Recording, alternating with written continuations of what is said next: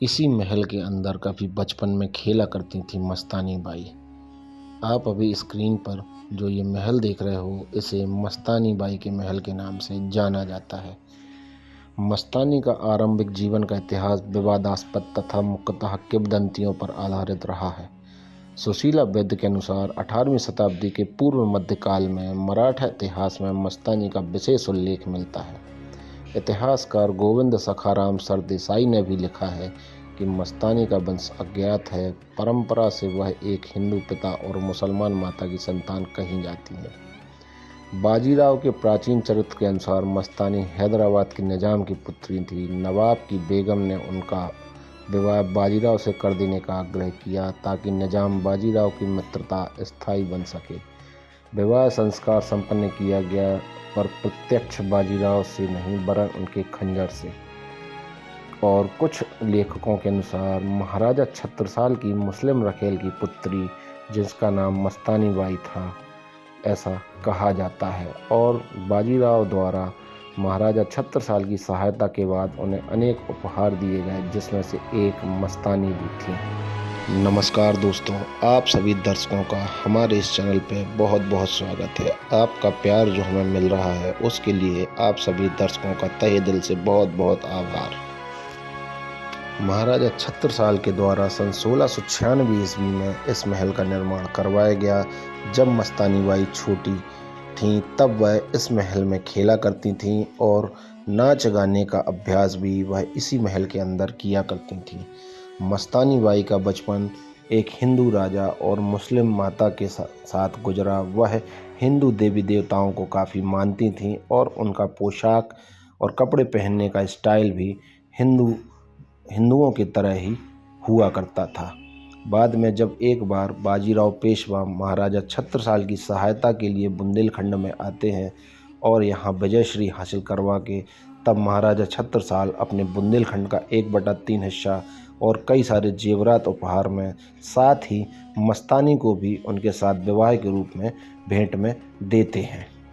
सन 1734 ईस्वी में बाजीराव और मस्तानी से एक पुत्र प्राप्त होता है, जिसका नाम शमशेर बहादुर रखा गया। बाजीराव ने कालपी और बांदा की सूबेदारी उसे देने की घोषणा कर दी। शमशेर बहादुर ने पेशवा परिवार की बड़े लगन और परिश्रम से सेवा की।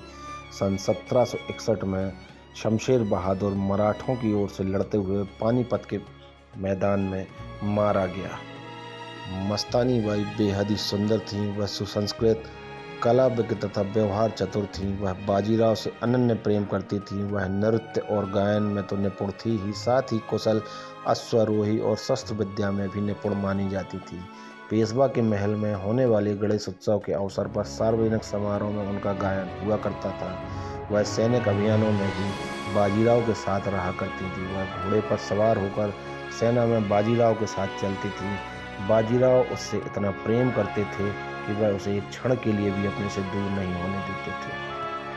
सन 1739 ईस्वी के आरंभ में पेशवा बाजीराव और मस्तानी का संबंध विच्छेद कराने के असफल प्रयत्न किए गए। 1739 ईस्वी के अंतिम दिनों में बाजीराव को आवश्यक कार्य से पूना छोड़ना पड़ा। मस्तानी पेशवा के साथ न जा सकी।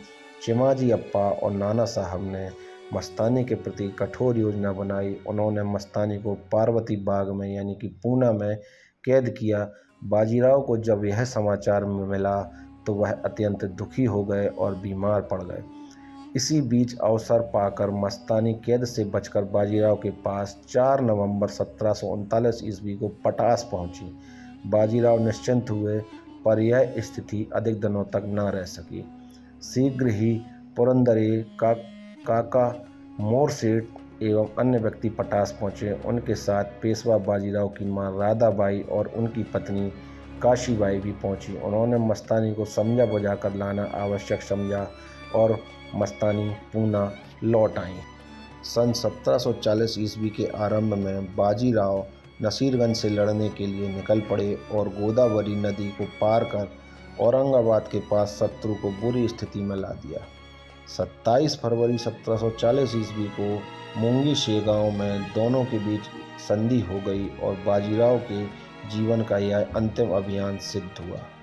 उस समय कोई नहीं जानता था कि बाजीराव की मृत्यु निकट है।